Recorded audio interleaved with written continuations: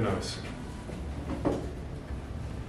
Bueno, buenas tardes, bienvenidos al tercer día del seminario de estudiantes de la Escuela Superior de Física y Matemáticas. Hoy con nosotros está Julio Vargas, estudiante de la licenciatura en Física y Matemáticas en la opción de Matemáticas, y hoy nos va a presentar una plática titulada Infinitos más grandes que otros, entre paréntesis extraños, y cómo compararlos. Un aplauso. Buenas tardes. Para empezar, primero quiero agradecer a los organizadores por, digamos, promocionar todo este seminario de estudiantes, que ya es la segunda ocasión. Creo que es una dinámica muy buena para ir, primero, practicando los que estamos en último semestre y los que están, digamos, iniciando o incluso también terminando, ir conociendo temas que estamos haciendo nosotros y puede surgir alguna colaboración o algo por el estilo, incluso nada más con que sepan que existen algunas cosas. Creo que es algo que le falta mucho en la STEM y yo creo que esto lo esté promocionando es algo muy bueno. Y también gracias por aceptar esta plática en donde vamos a hablar de infinitos más grandes o extraños que otros y cómo compararlos, y si nos da un poquito de tiempo vamos a llegar a esta parte de cómo compararlos con las conexiones generalizadas de Galois-Tukey. Entonces después vamos a ir viendo qué es eso. Vamos a empezar un poquito lento, pero yo creo que podemos ir un poquito más rápido porque creo que no iré primero, ¿no, verdad? No. Entonces, bueno, ese es el resumen. Primero vamos a ver cómo vamos a ir al infinito, la revolución de Cantor, vamos a introducir cardinales invariantes característicos del continuo, después las conexiones y un poquito de aplicaciones, que no voy a hablar mucho de eso. Y bueno, entonces yo creo que desde física de la vocacional o de la prepa, aprendimos que medir es comparar. Cuando estamos midiendo algo, estamos realmente comparando con otra cantidad ya dada. Entonces, algunas veces es interesante saber cuántos elementos hay, ¿no?, en una colección.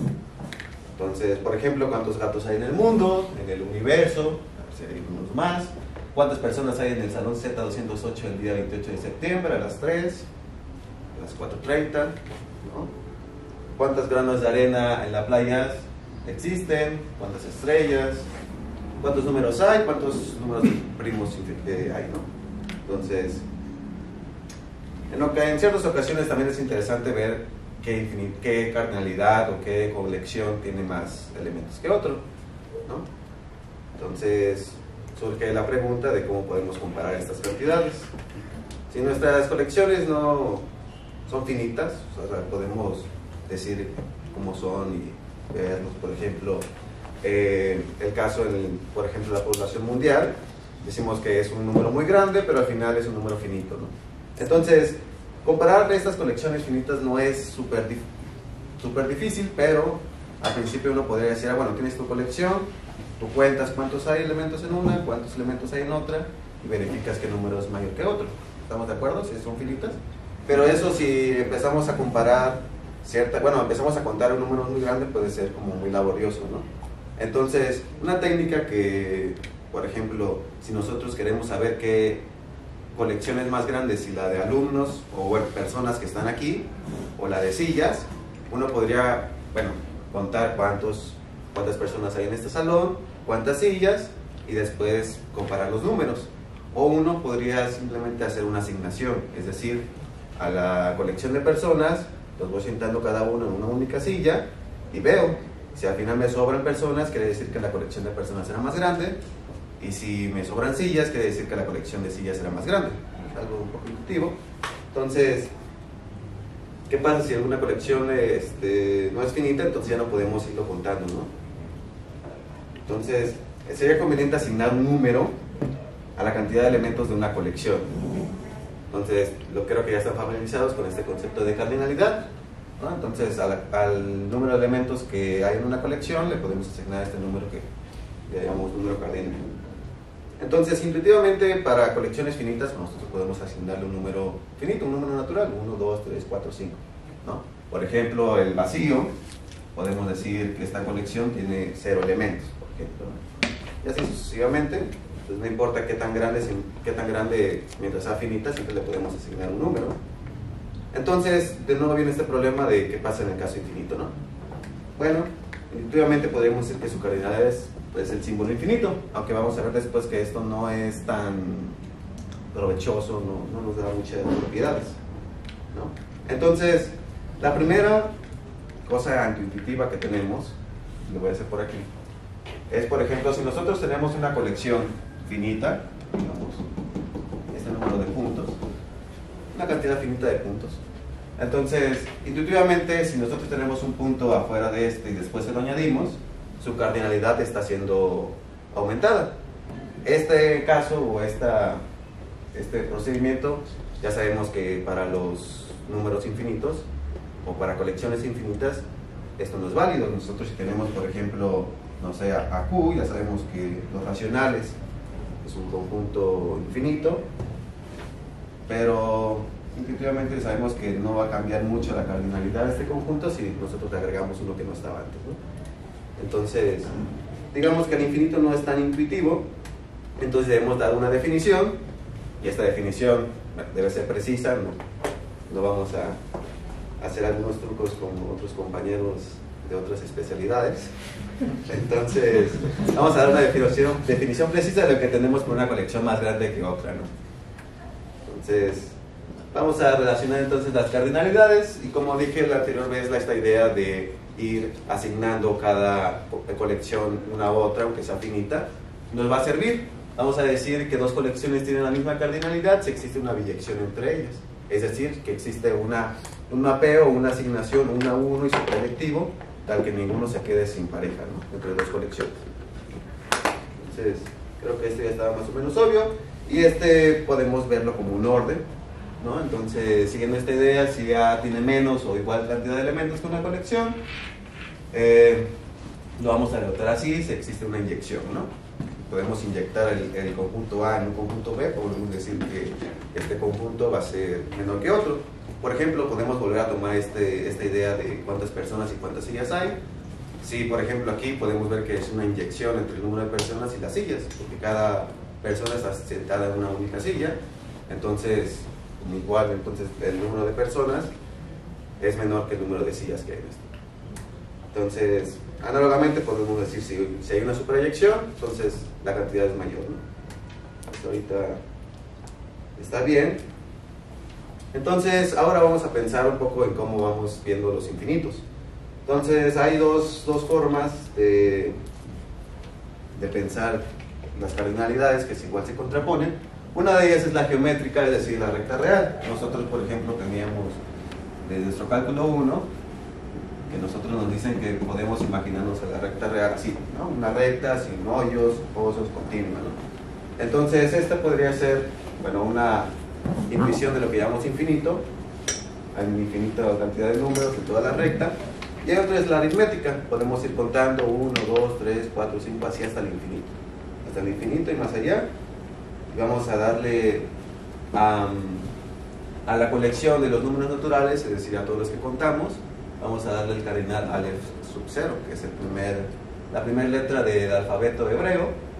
Y bueno, ese va a ser nuestro primer infinito que le vamos a dar. Y al de la recta real le vamos a decir que tiene cardinalidad del continuo, ¿no? Las letras.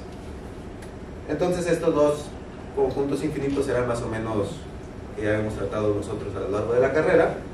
Entonces, vamos a ver que algunas propiedades que están en el caso de los conjuntos finitos también se cumplen en el caso de los conjuntos infinitos. El caso de potencia, creo que todos están familiarizados con el conjunto potencia, así que no ver nada. Tenemos el caso finito, que si la cardinal es A, entonces es potencia de 2 a la n. Esto no es tan complicado de demostrar. Entonces, surge una pregunta natural: si esta propiedad de que la cardinalidad aumenta con el conjunto potencia también se preserva cuando tenemos colecciones infinitas. Y bueno, Cantor fue el primero que demostró esta propiedad. No nos importa cómo es la colección, siempre el conjunto potencia va a tener mayor cantidad de elementos que nuestro conjunto original, ¿vale? Entonces podemos decir que la operación potencia, incluso tal vez por eso se llama de potencia del conjunto, nos genera colecciones más grandes que las originales. Siempre, como sea el conjunto, siempre podemos ir teniendo colecciones más y más y más grandes. Entonces, no importa cuántas potencias podemos seguir sacando. Entonces, en otras palabras, lo que nos permitió Cantor es seguir contando. seguir, ¿no? Entonces, surgen los números cardinales, desde los finitos, 0, 1, n, después brincamos al Aleph 0, que es el números naturales, después otro conjunto, Aleph sub 1, y así seguimos contando infinitamente. Entonces, surge una pregunta natural. Bueno, no sé, yo no le puse en la cardinalidad del continuo qué Aleph era, pero si tenemos ahí esos números contando, ¿qué lugar ocupa el C en esta sucesión de numeritos, ¿no? Bueno, el precursor, yo creo que hay muchas áreas de las matemáticas en las que no nos podemos poner de acuerdo quién fue el padre del área que la fundó. Por ejemplo, el cálculo, siempre vamos a tener ese dilema si fue Newton, Leibniz o algunos otros más. Pero creo que en la teoría de conjuntos hay alguien que realmente todos los conjuntólogos dicen o concuerdan de que es el padre de la teoría de conjuntos, que es Cantor. Yo creo que ya lo habían conocido. Entonces, Cantor, digamos que hizo toda una revolución. Cuando Hilbert empezó a ver sus trabajos, entonces dijo una frase muy célebre, está en alemán, pero realmente lo que nos dice es que en el paraíso que creó Cantor para nosotros, nadie nunca nos va a expulsar. ¿Y cuál es ese paraíso? Pues la teoría de conjuntos. Cantor, cuando demostró apenas su teorema de que todo conjunto o potencia tiene más elementos que la cardinalidad del conjunto original, empezó a preocuparse por qué axiomas tenemos para la teoría de conjuntos. Empezó a impulsar esto. Entonces Mayer Hilbert vio esa frase. Adelante. Entonces, a partir de estos resultados, Cantor se preocupa e impulsa a la axiomatización de la teoría de conjuntos, es decir, con qué axioma nosotros podemos trabajar para realmente garantizar que estamos haciendo las cosas bien en los conjuntos, ¿vale? Entonces, resulta algo sospechoso que prácticamente todos los conjuntos que nosotros manejamos, por ejemplo, cuando hacemos análisis, o bien son conjuntos numerables, por ejemplo, Q, aquí está Q, y otros, los demás, por ejemplo, cualquier intervalo. Ya sabemos que este tiene cardinalidad del continuo. Bueno, no sé, creo que en álgebra 4 es que se demuestra esto, incluso desde cálculo 1 se puede demostrar. Entonces, vaya, todo lo que nosotros hacemos en análisis, en la recta real, o tiene cardinalidad numerable o finita, o tiene cardinalidad de continuo. Entonces, además, Cantor probó que estas cardinalidades no coinciden, ¿no? O sea, la cardinalidad de los números naturales es estrictamente menor que la cardinalidad de los números reales. En consecuencia, pues si tenemos que este es Aleph 0, que es la cardinalidad de los números naturales, el siguiente es Aleph 1, y este va a ser menor o igual que el C, que vamos a tener ahí, ¿vale? Entonces, pues como vio Cantor que solamente había en la recta real, o como nosotros lo hacemos en análisis, siempre era o bien numerable o bien el continuo, bueno, Cantor dijo, yo creo que justamente el Aleph 1 es la cardinalidad del continuo, y eso se conoce como la hipótesis del continuo, es decir, la afirmación de que C es igual al Aleph 1. Entonces aquí vamos a hacer una breve pausa para entender cómo se desarrolló este problema de la hipótesis del continuo. Entonces, yo creo que no todos han llevado teoría de grupos, pero al menos algunos tienen la noción de que es un grupo. Entonces, ahí fue un pequeño error. Los axiomas de la teoría de grupos son los siguientes. Es decir, ya creo que lo conocemos, es una operación que es asociativa, existe el elemento de identidad y, bueno, existe el inverso, ¿no? El tercer elemento. Entonces, esos son los axiomas de la teoría de grupos, creo que un poquito claro. Entonces, la teoría de conjuntos también tiene los suyos. Esto no los voy a poner, son 9, son un poquito más largos, pero tiene los suyos, ¿no? Y el que propulsó fue Cantor, pero al final los que nosotros usamos son el sistema axiomático de Zermelo-Fraenkel con elección. Algunos presciden de elección y hacen otras cosas, pero normalmente todos los matemáticos que trabajan en realidad siempre usan este sistema axiomático, el ZFC. Entonces, y así como la teoría de grupos tiene sus axiomas, la teoría de conjuntos también lo has de tener. Por ejemplo, este es un axioma, bueno, un teorema muy clásico que cuando uno está en Moderna 1 lo prueba, creo que la primera o segunda clase, y lo que nos quiere decir es que el elemento de identidad es único. Lo quieren ver ahí. Y por ejemplo es cuando nosotros teníamos en cálculo 1 que el elemento 0 es único, ¿no? Nos dicen, muestre que el número 0 es único. Entonces, bueno, ese es un teorema. Y la moraleja de todo esto es que cuando un matemático dice que algo es un teorema, en realidad nos quiere decir que es un teorema derivado o desde los axiomas de la teoría de conjuntos. Aunque si le preguntan a su profesor o a algún matemático, muy probablemente no sepa enunciarlos todos correctamente o todos por completo, ¿no? Quizá algunos siempre estamos demostrando teoremas, pero realmente nunca nos preocupamos por utilizar esos axiomas o saber que estamos haciendo las cosas correctas. Por eso fue que Cantor revolucionó todo. Fue el primero que se empezó a preocupar por la axiomatización de todo. Entonces, Shelah es un matemático contemporáneo. Si lo buscan, el tipo tiene como unos 1300 artículos. Entonces, anda sacando artículos, yo creo que cada noche. Entonces, él realmente nos da esta cita que en su libro Sueños de Lógica. Entonces nos dice que la mayoría de los matemáticos realmente hace teoremas en ZFC, pero ni siquiera se da cuenta que estamos haciendo estos axiomas. Normalmente lo hace, ¿no? Como si en una vida alguien que hizo prosa y a lo mejor la prosa la definimos un poco después en la literatura, ¿no? Entonces antes hacíamos teoremas, pero realmente no sabíamos que estábamos haciendo los axiomas, ¿no? Entonces hay una pregunta muy capciosa. ¿Existen fórmulas que no se pueden demostrar? Es decir, enunciados tales que a partir de nuestros axiomas no se puede demostrar. Es algo realmente, por ejemplo, la hipótesis de Riemann, tenemos que es una conjetura que lleva muchísimo tiempo, no la hemos podido demostrar. Entonces, pues cabe la pregunta, ¿se puede demostrar? ¿Estamos haciendo algo realmente sensato o es algo que no se puede? Bueno, volvamos un poco al vistazo de la teoría de grupos. Entonces consideramos esta fórmula y si la viene un poquito por ahí, ¿alguien me puede decir qué significa esa fórmula? La definición de un grupo abeliano. Ah, la conmutatividad. Vamos a quedarnos un poquito ahí. Entonces, bueno, la conmutatividad. Bueno, esta fórmula, si nosotros quisiéramos demostrarla a partir de los axiomas de la teoría de grupos, pues no se podría demostrar. ¿Por qué? Porque hay un modelo, es decir, hay digamos, un elemento que cumple con los axiomas de la teoría de grupos, pero que no satisface esa fórmula. Eso puede ser las matrices, por ejemplo.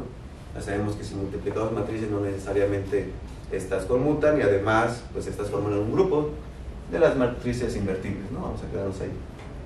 Entonces, cuando nosotros tenemos un resultado que no podemos mostrar a partir de los axiomas, vamos a decir que este resultado es independiente del sistema axiomático que estamos tomando. En este ejemplo, decimos que la conmutatividad es independiente de los axiomas de la teoría de grupos. ¿Por qué? Porque ya vimos un modelo que no satisface esa fórmula, ¿no? Entonces, ¿qué ocurre si consideramos la negación de la conmutatividad? Bueno, ocurre algo similar. Tampoco la podemos probar a partir de los axiomas. Por ejemplo, R o cualquier grupo abeliano, como lo decía, pues satisface eso de ese axioma. Entonces no se puede tampoco demostrar la negación de la conmutatividad. Cuando pasa esto decimos que es consistente el enunciado con el sistema axiomático que estamos tomando y por tanto la conmutatividad, como es tanto consistente como independiente, vamos a decir que es indecidible. Es decir, a partir solamente de los axiomas de la teoría de grupos no podemos decir que algo sea conmutativo o no sea conmutativo, ¿no? Porque hay contraejemplos, si lo queremos por ese estilo. Entonces, volvamos a la hipótesis del continuo. Cantor, aunque era, digamos, chico muy inteligente, se pueden preguntar por qué no dio con la solución de la hipótesis del continuo. De hecho, Cantor tenía una depresión crónica y por eso sus trabajos iban descansando paulatinamente, entonces no tenía mucho tiempo. Pero una de las teorías que empiezan a decir es de que Cantor, de hecho, digamos, su depresión empeoró por las pruebas que hacía tratando de demostrar la hipótesis del continuo. Trataba por contradicción, trataba de contradecir todo y nunca llegaba a nada. A veces pensaba que ya lo había resuelto y después veía un error en la demostración. Entonces no podía. Entonces así pasó hasta el final de sus años, lamentablemente. Y en 1900, yo creo que es uno de los... el congreso que se llevó a cabo, me parece que en Francia, David Hilbert dio 23 problemas, los 23 problemas del siglo, son un poquito famosos. Creo que el 19 es la hipótesis del continuo, el tercero creo que era la conjetura de Poincaré, pero el primero, el que más le interesó a Hilbert, era ver si la hipótesis del continuo era verdad o era falsa. Era tan importante ese problema que Hilbert lo enumeró como el número 1. Entonces, no fue hasta 1939 por el matemático Kurt Gödel, que también tuvo un final un poco trágico, muestra que la hipótesis del continuo es consistente con los axiomas de Zermelo-Fraenkel, con la elección. Entonces, a partir del universo construible de Gödel. Entonces, esto es, ¿por qué no? Tal vez uno piensa, ¿por qué no se le ocurrió aquí a Cantor? Pero realmente es muy difícil pensar en un modelo de la teoría de conjuntos. Para grupos, el caso de la teoría de grupos es un poquito fácil, ¿no? Uno puede dar, o digamos, por cómo son las matemáticas, uno puede dar, bueno, muchas cantidades de modelos de grupos, Z, Q, ¿no? Los finitos, pero realmente pensar en un modelo donde la teoría de conjuntos sea un modelo donde modele la teoría de conjuntos, los axiomas de la teoría de conjuntos, es muy difícil, ¿no? Fue muy difícil. Entonces, después, digamos, creo que son 30 años después de Gödel, el matemático Paul Cohen, con su método de forzamiento, demuestra que la hipótesis del continuo es independiente de ese tratamiento.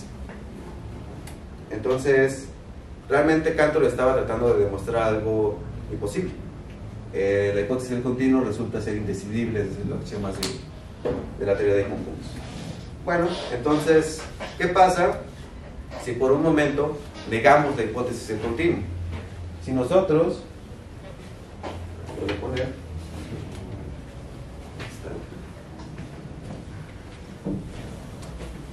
recordemos que tengamos una especie de números cardinales, después se va al F0, al F1, al F2 y así sucesivamente, ¿no? Entonces lo que nos decía la hipótesis del continuo es de que el cardinal justamente estaba aquí, ¿no? El cardinal del continuo justamente era el F1, el siguiente después del F0. Pero si nosotros negamos la hipótesis del continuo, puede que el continuo esté muy lejos y en realidad haya muchos números cardinales entre la cardinalidad de los números naturales y la cardinalidad de los números reales. Entonces, con esta perspectiva de que ya podemos nosotros negar la hipótesis del continuo, que, por ejemplo, si nosotros volvemos a esta especie de compararlo con la teoría de grupos, es, por ejemplo, cuando nosotros hacemos teoremas asumiendo que el grupo es abeliano. Cuando nosotros tenemos teoría, de hecho, el álgebra conmutativa, pero nos restringimos a los grupos abelianos, tenemos hasta el teorema fundamental de grupos abelianos, tenemos muchas cosas que sin la conmutatividad se pierden. Pero realmente también, cuando nosotros analizamos los grupos no conmutativos, también resultan ser muy poderosos en algunas aplicaciones. Entonces, vale la pena también considerar los modelos en donde aceptamos la hipótesis del continuo y donde también la negamos. Es esta especie de tal vez ver cómo considerar los grupos conmutativos y hacer una teoría de grupos conmutativos, y después considerar los no conmutativos y hacer toda una teoría de grupos no conmutativos. Algo así sucede cuando nosotros negamos la hipótesis del continuo. Y bueno, surge, digamos, desde el inicio, dijimos que todas estas propiedades surgían de propiedades de la recta real, y una de las propiedades más importantes es la de la medida cero. Un conjunto de medida cero básicamente es aquel que se puede encerrar en intervalos de longitud muy pequeña, arbitrariamente pequeña, ¿no? Entonces a eso les llamamos de medida cero o de medida Lebesgue cero, ¿no? Según Lebesgue. Entonces podemos considerar estos conjuntos de medida cero o conjuntos nulos o negibles, despreciables, así también se les conoce, como subconjuntos pequeños, ¿no? Pensamos en un sentido de pequeñez cuando nosotros hablamos de este tipo de subconjuntos de la recta real. Entonces, y de hecho, estos se comportan como si fuesen conjuntos pequeños. Quizá la noción de ideal no la conozcan todos, pero realmente, si nosotros denotamos por la letra n garigoleada el conjunto de los subconjuntos nulos o de medida cero de R, entonces, vaya, podemos saber intuitivamente que el vacío tiene medida cero, la recta real no tiene medida cero. Si tenemos un subconjunto de un conjunto de medida cero, este también tiene medida cero. De hecho, por eso estamos considerando el sigma álgebra de Lebesgue. Entonces, esto siempre va a pasar porque es completa. Entonces, si nosotros tenemos dos conjuntos de medida cero, su unión también va a ser de medida cero. Esto lo podemos pensar como conjuntos o subconjuntos pequeños del grandote. Es decir, el vacío es muy pequeño, el total no es pequeño. Si yo tengo un conjunto pequeño y tengo uno adentro de él, también es pequeño. Si tengo dos pequeños, su unión también va a ser pequeña. Entonces eso básicamente va a ser nuestra noción de ideal. Entonces, bueno, es un teoremita de cálculo 4, si no me equivoco, que los subconjuntos numerables son subconjuntos de medida cero, ¿no? Eso es bastante difícil. Y además, un teorema muy conocido y muy importante, que básicamente se basa todo en lo de sigma álgebra, es que la unión numerable de conjuntos de medida cero vuelve a tener medida cero. Es decir, nosotros agarramos una colección de numerables elegibles, si nosotros lo unimos toda esa colección, vuelve a ser negible, ¿vale? Entonces, pero este teorema es falso si permitimos que la familia sea muy grande, es decir, si no controlamos esta hipótesis de que la familia sea numerable. Por ejemplo, si nosotros tomamos todos los puntos de la recta real y agarramos los singuletes y los unimos, cada singulete tiene conjunto de medida cero porque es numerable, pero al unir todos los unipuntuales de R nos da toda la recta y ya sabemos que la recta real no es un conjunto negible. Es decir, ahí ya encontramos una familia de conjuntos negibles de cardinalidad continuo, tal que su unión ya se sale. Entonces esto nos da a definir lo que nosotros vamos a conocer como un cardinal característico invariante del continuo, la aditividad de Lebesgue o la aditividad de los negibles. Y esta va a ser la mínima cardinalidad de una subcolección de conjuntos de medida cero, tal que su unión explote, que ya no sea de medida cero. Entonces, por lo que acabamos de hablar, podemos decir que la aditividad está más grande que el Alex 1, pero menor que el continuo, porque el continuo ya explotó. ¿Sí? Entonces, ahí ya tenemos una definición de un cardinal que está es estrictamente mayor que el de los números naturales, pero es menor o igual, aquí creo que fue un typo, en realidad es esto, ¿no? Este de aquí es menor o igual, ¿vale? Entonces, como tenemos ese sentido de pequeñez, también podemos considerar otro tipo de conjuntos, ya no pequeñez en el sentido de la medida de Lebesgue. Creo que este es un tema de análisis 1, pero intuitivamente lo podemos ir introduciendo, que un subconjunto es llamado nunca denso si para cualquier intervalo abierto existe un subintervalo del intervalo original que no contiene puntos de E, ¿no? Entonces, intuitivamente, si nosotros tenemos la recta real, perdón, lo que nos quiere decir es que si nosotros tenemos nuestro punto E, este tiene muchos hoyos, es muy poroso, ¿sí? Es como si nosotros lo perforáramos muchísimo, de tal punto que si nosotros tenemos un punto aquí de E, y por ejemplo está en un intervalo, bueno, lo que nos quiere decir que si es nunca denso es de que nosotros podemos agarrar un subintervalo, ya no están conjuntos de E, ¿sí? O sea, nunca denso, es decir, tiene muchos hoyos en la recta, ¿vale? Entonces, sí, intuitivamente podemos pensar los conjuntos nunca densos, que son aquellos que están llenos de hoyos, están súper porosos. Si alguien tiene tripofobia, puede pensar en este tipo de hoyitos, ¿no? Entonces, un subconjunto se dice de primera categoría o magro, sí puede ser expresado como unión numerable de conjuntos no cadensos. Entonces, por ejemplo, 1 vuelve a ser Q, los racionales. Entonces, los racionales, como cada unipuntual, no es difícil de ver que cada unipuntual es nunca denso y Q es numerable, entonces podemos decir que Q es magro, ¿no? Y no sé si conozcan la palabra magro, pero quiere decir como muy flaquito, ¿no? Es la definición de esa palabra. Bueno, entonces, así como pusimos a N, vamos a poner a los magros como este ideal. Entonces, vuelve a tener, nos da este sentido de pequeñez. Pero en realidad vamos a ver que estos sentidos de pequeñez difieren un poco. Nuevamente, podemos decir que es otro sentido de pequeñez porque se comporta como lo que llamamos un ideal. Es decir, el vacío es un conjunto magro, R no es un conjunto magro, esa es consecuencia del teorema de categoría de Baire. Entonces, igual, subconjuntos de conjuntos magros vuelve a ser magro, y la unión de magros vuelve a ser magro.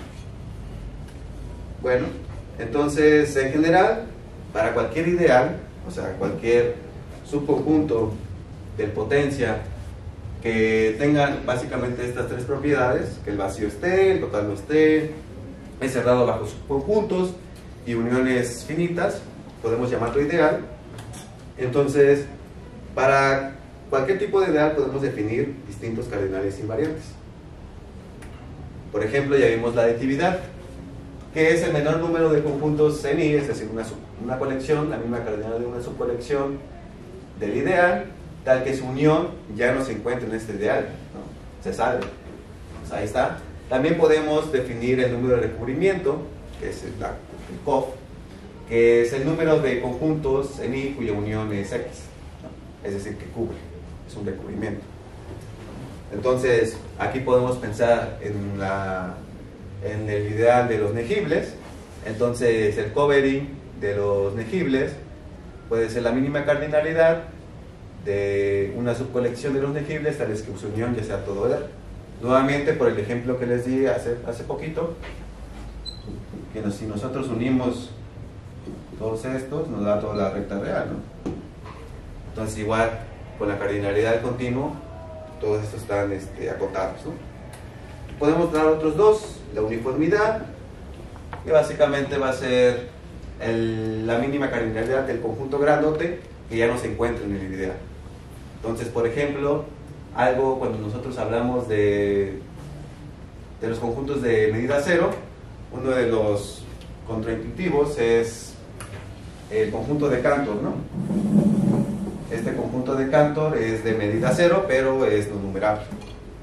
Entonces, no es muy complicado, digamos, decir quiénes son estas cosas. La cofinalidad yo creo que es el ideal, bueno, el cardinal invariante un poquito más complicado de definir, pero básicamente es la mínima cardinalidad de un subconjunto, tal que siempre podemos ir preservando cada elemento de la familia, es decir, la mínima cardinalidad de una subfamilia, y tal que para cada elemento de la familia siempre encontremos otro de la colección, tal que está contenido en este. Eso es la cofinalidad. Bueno, entonces ya sabemos que para cada ideal podemos inducir por lo menos 4 cardinales invariantes, ¿vale?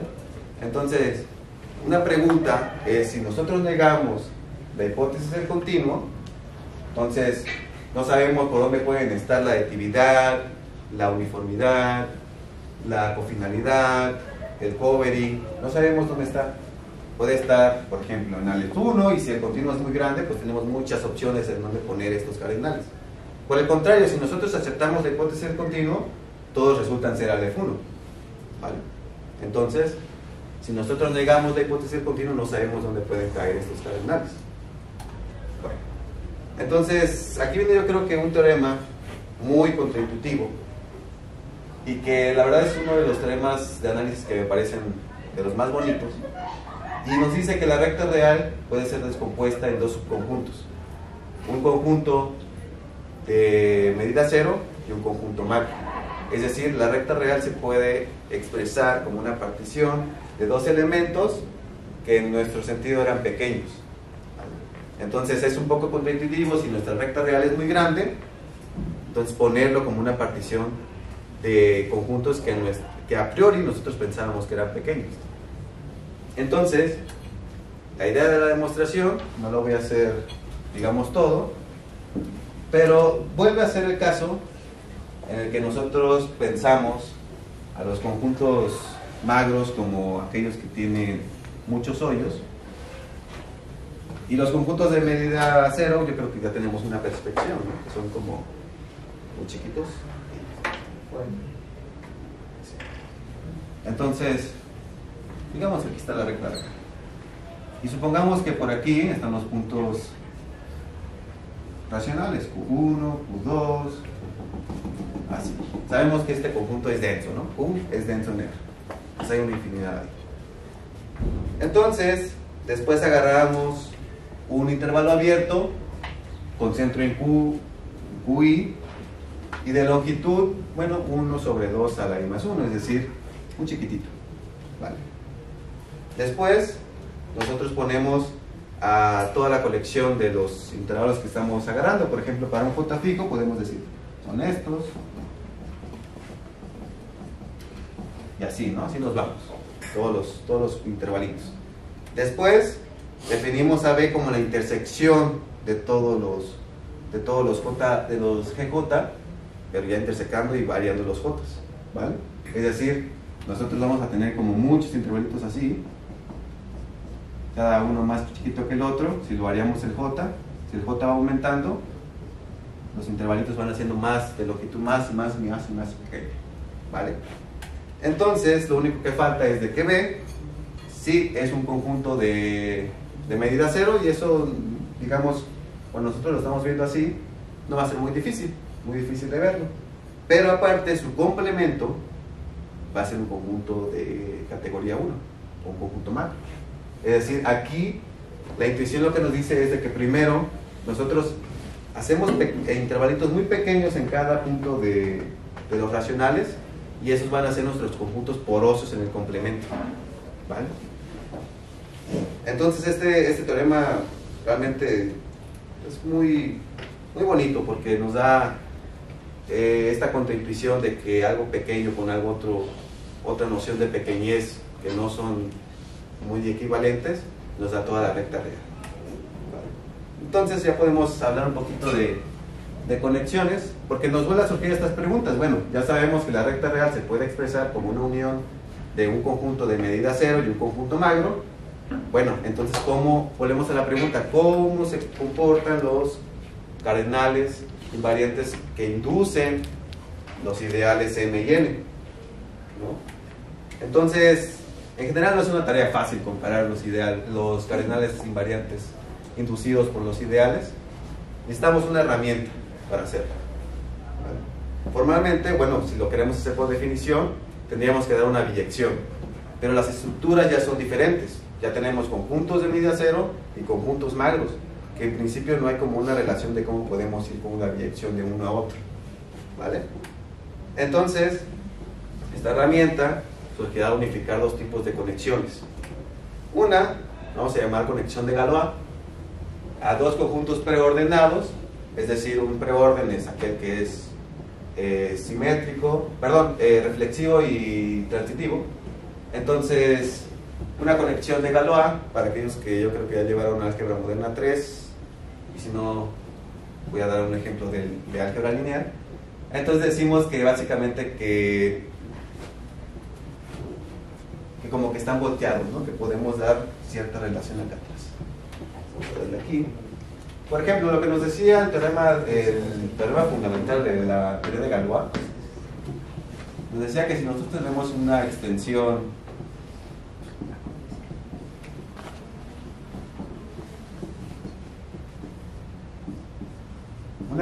de campo de Galois, y nosotros nos íbamos a nuestro grupo de Galois, como que todo se invertía, ¿no?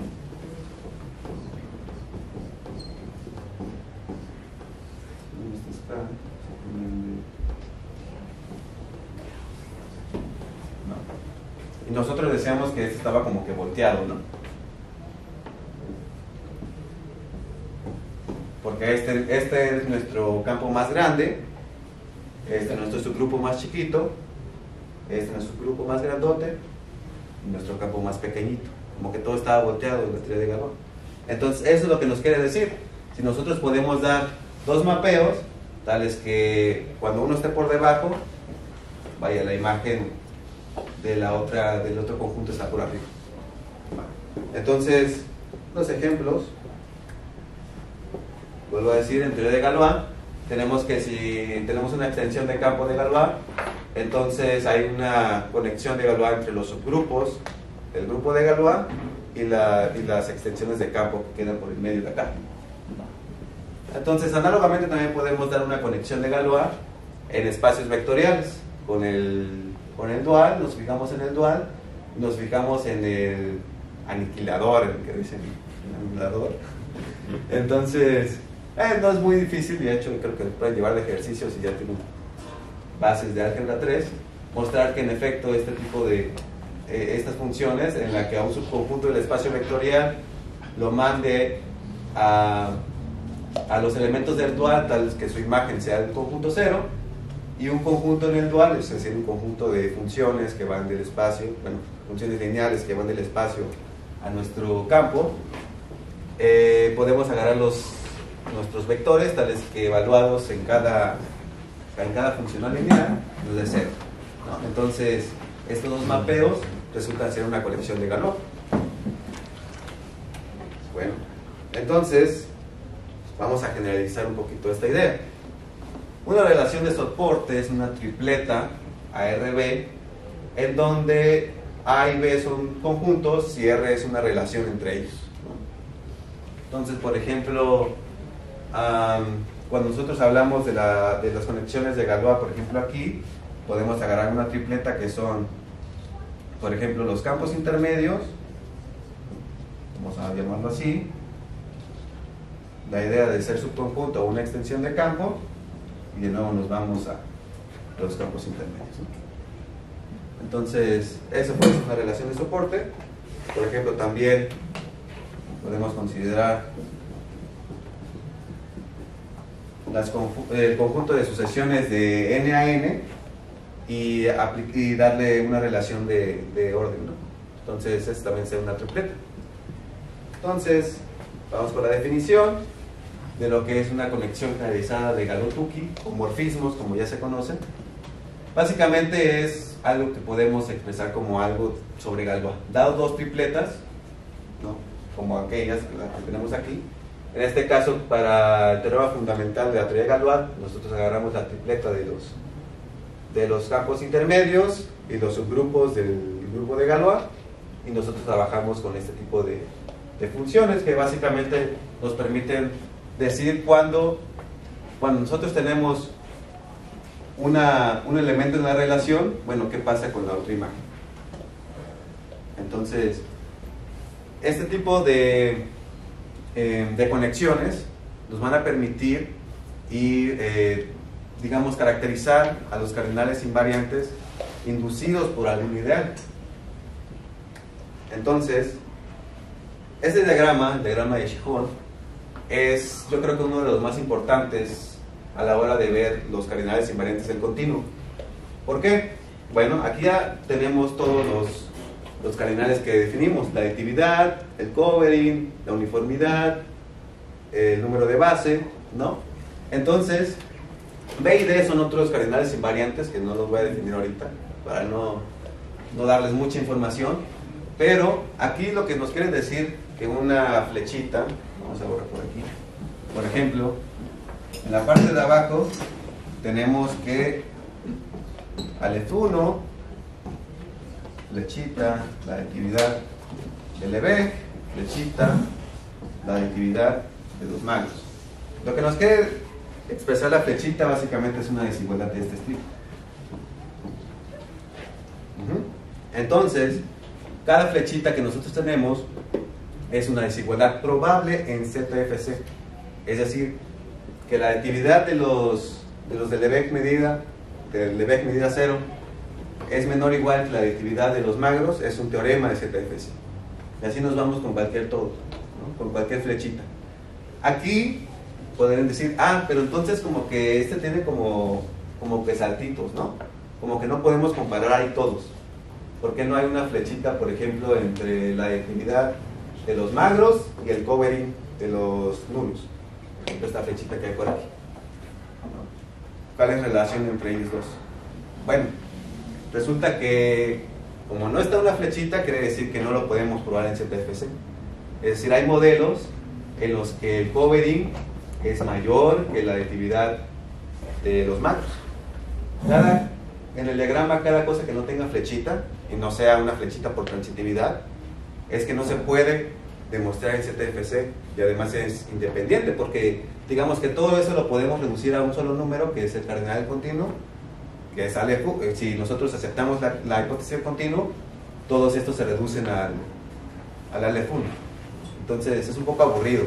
Por eso siempre a mí me gusta trabajar, me parece muy interesante cuando nosotros negamos la hipótesis del continuo, porque nos permite, bueno, dar toda una familia de números que a priori no se comportan del mismo estilo. O sea, tienen diferente tipo de cardinalidad, son conjuntos infinitos más extraños, ¿no? Se define de una forma no tradicional, de una forma hasta combinatoria. Entonces, probar cada una de estas. La demostración puse esta pintura que es el Jardín de las Delicias, porque en cada desigualdad que nosotros tengamos, la verdad es una tarea muy difícil probar, pero a la vez es una tarea muy bonita, porque nos va dando propiedades combinatorias de los ideales que nosotros siempre estamos trabajando. Siempre, bueno, en una de las ramas más principales es la teoría de la medida. Entonces ahí siempre está Lebesgue, siempre está el sigma álgebra de Lebesgue. Entonces ahí siempre está escondido estos cardinales invariantes. Y más un poquito más adelante, en el análisis funcional, vaya, el teorema de categoría de Bell siempre nos está salvando de todo. Entonces el ideal de los conjuntos magros también juega un papel importante en el análisis. Y estos dos conceptos también de pequeñez no se comportan de una forma intuitiva, son, digamos, cosas más extrañas que otras. Entonces, por eso, en cada desigualdad que nosotros tengamos, es difícil de probarlo, pero a la vez es muy bonito ver la estructura que hay de la recta real. Es muy bonito. Entonces, la probadita que yo creo que no sé cuánto tiempo tengo. 15 minutos. Ok, yo creo que vamos a ser un poquito más rápido, ya es lo último. Entonces, si pueden ver, el covering de los medida cero es menor o igual que el non, que es la parte de acá arriba, ¿no? Esta parte. Y la otra del covering de los magros con el non de n es acá abajo. De hecho, algo que ya no puedo tener tiempo para hablar un poquito de la colección de Galot-Tukey, los que nos permite, además de que es una herramienta para probar eso, es de que además nos da una noción de dual. Entonces resulta que estos dos cardinales, si nosotros demostramos esta flechita de arriba o esta flechita de acá vía una conexión de Galot-Tukey, resulta que estos dos son duales, ¿no? El covering de los magros con el non de los magros, el covering de los negibles con el non de los negibles, son duales. Entonces nada más necesitamos probar una desigualdad, y por la teoría de conexiones generalizadas de Galot-Tukey tenemos la otra desigualdad de Gratis. Entonces ese es el poder de nuestra herramienta de las conexiones. Entonces Rothberger en 1938 probó estas desigualdades. O sea, Rothberger, antes de que se probara antes incluso de la consistencia, que lo probó Gödel en 1939, ya empezaba a definir estos cardinales invariantes y se preguntaba sobre su relación entre ellos.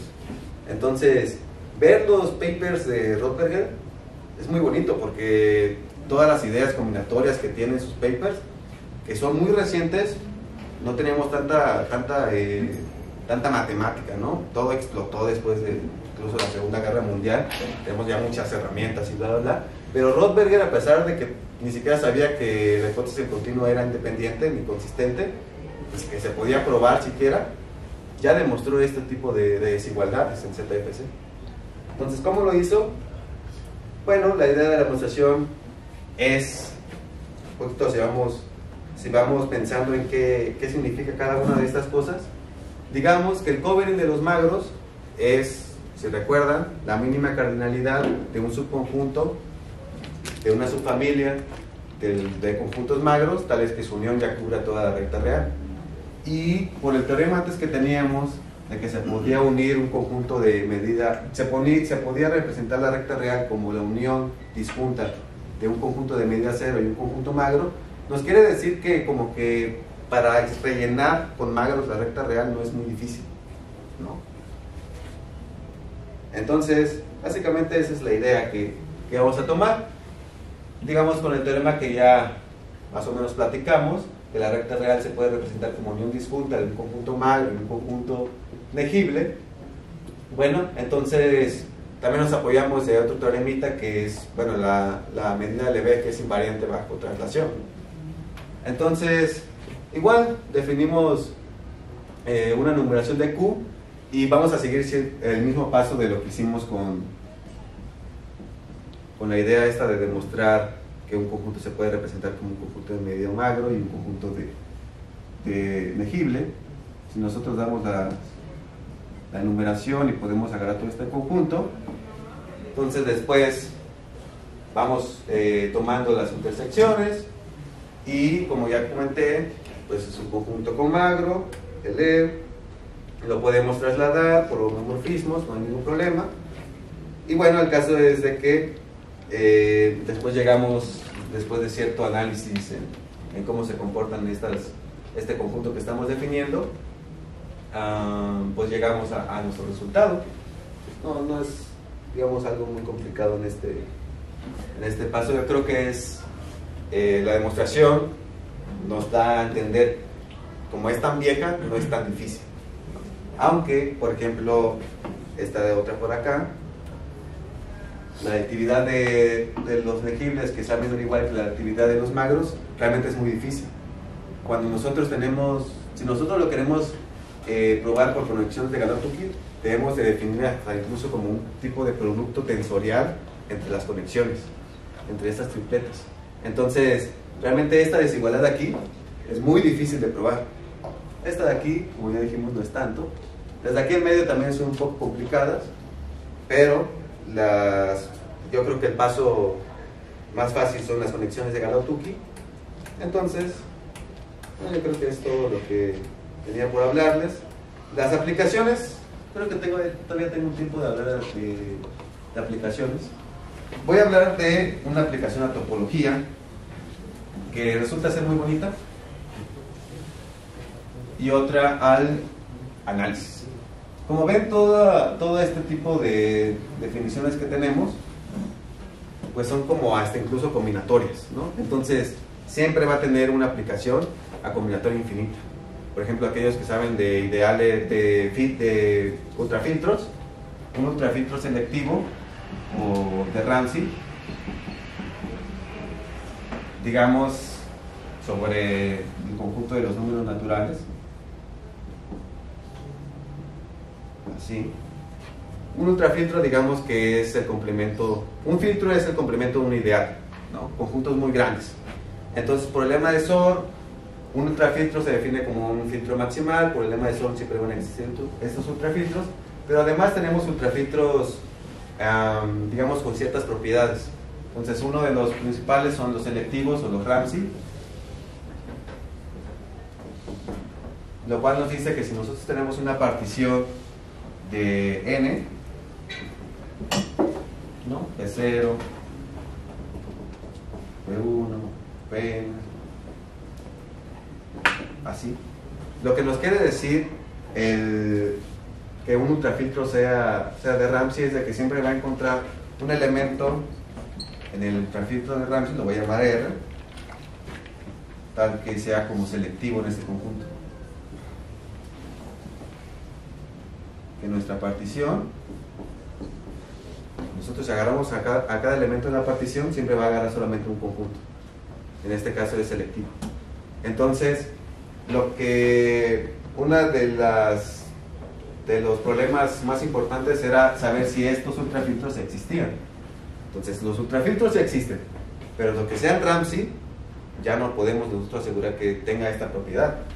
Entonces, de hecho, esto fue independiente de los axiomas de StrutFC, y una de las cosas donde podemos asegurar un ultrafiltro de Ramsey es de que el covering de los magros sea igual al continuo.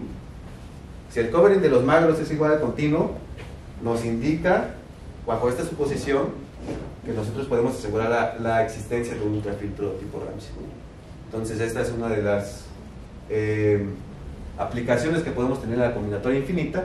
Y por ejemplo, uno de los cardinales invariantes característicos que pues surgió apenas, que es por el 2016, nosotros de cálculo 1, creo que no todos lo ven, nosotros tenemos que si esta serie es condicionalmente convergente, hay un teorema que es el teorema de Riemann o el reacomodo de Riemann, nos dice que si nosotros agarramos una permutación de los números naturales, entonces podemos variar.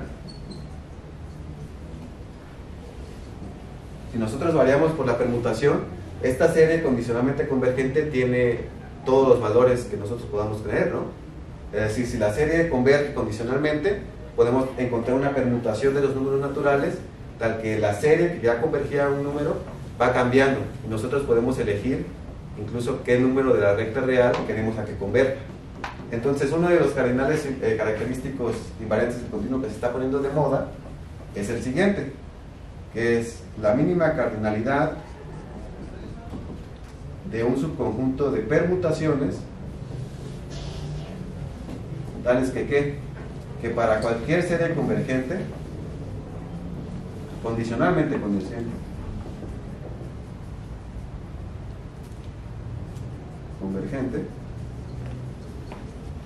existe un sigma en el conjunto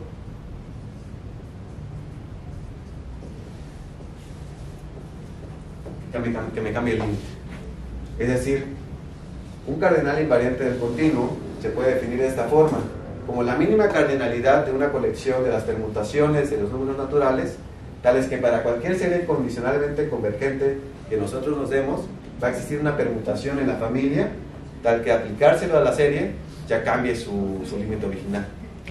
Entonces, este se está poniendo de moda, y bueno, definir cardinales invariantes de forma combinatoria es algo muy útil en teoría de conjuntos y aplicaciones a la topología.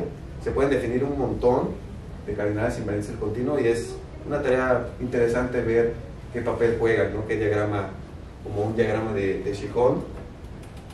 Por ejemplo, este cardinal lo llaman TT. Por ejemplo, una de las preguntas en el artículo es qué posición tiene, o si podemos agarrarle posición de este cardinal TT al diagrama de Shihon. Y bueno, creo que por el momento es todo.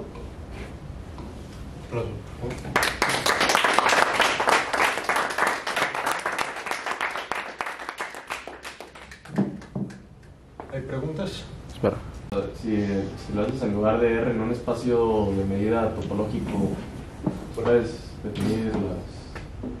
Sí, por ejemplo, en realidad van a coincidir un poquito si nosotros agarramos, por ejemplo, de espacios polacos.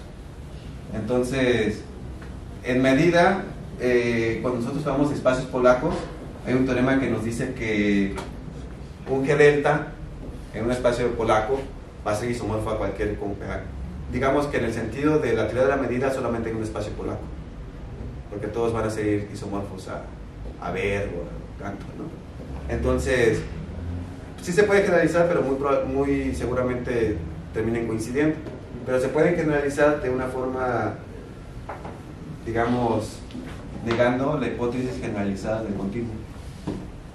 Entonces ahí ya podemos hablar de cardinalidades más grandes, y es algo que apenas, yo creo que del 2010 para acá se está haciendo mucho. Ya no solamente con hacer, ya no nada más quedarse en Aleph 0 y ver qué pasa con C, ¿no? Sino agarrar un conjunto más grande y compararlo con el siguiente ideal. ¿Otra pregunta? ¿Comentario? Yo tengo, dos preguntas. No sé. La primera es, ¿El axioma de determinación es consistente con la negación de la hipótesis generalizada? No, porque esto ya es consistente con ZFC. Ah, sí, cierto, es consistente con elección dependiente, ¿no? Entonces, ¿Y el de Martin? el de Martin, sí, por ejemplo, de hecho Martin, yo creo que ahí ya nos saltamos un poco de nivel, pero el axioma de Martin, para ti, digamos, cuando nosotros tenemos Martin sigma centrado, es decir, una cadena que siempre con la sigma centrada, este coincide o es equivalente a que el covering de los magros sea C. Entonces con Martin sigma centrado se puede demostrar la existencia del Ramsey, del Ramsey. Y por ejemplo el MA sigma linked o el sigma ligado coincide con la aditividad del ligado. Y el Martin normal coincide con el T igual a C. Entonces, el Martin, de hecho Martin es lo que casi siempre se utiliza para hacer esto.